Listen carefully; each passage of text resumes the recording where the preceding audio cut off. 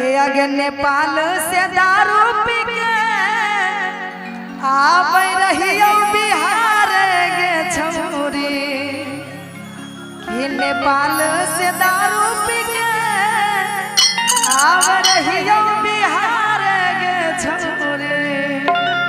और क्या कहिएगा कि जोगबनी बॉर्डर पर धरल लगो 112 गे छौरी।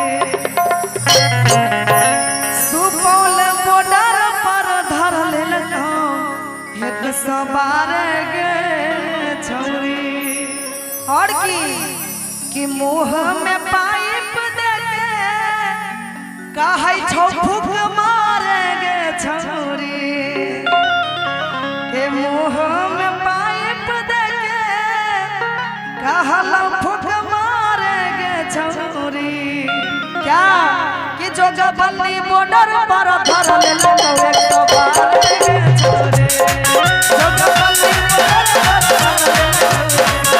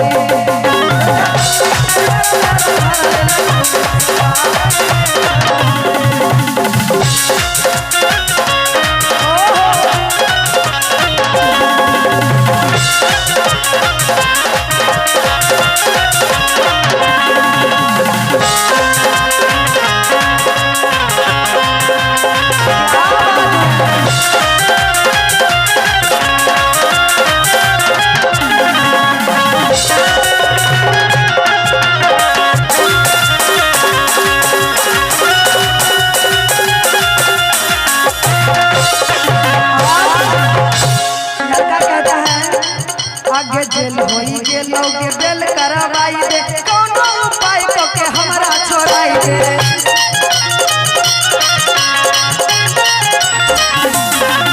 गेलो के बेल करवाई दे कोनो उपाय को के हमरा छोड़ाई दे।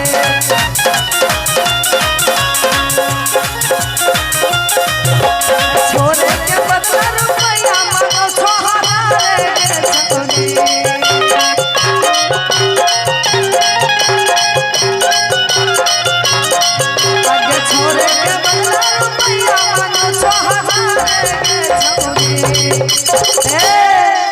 कि जोगबनी बॉर्डर पर धरल लगो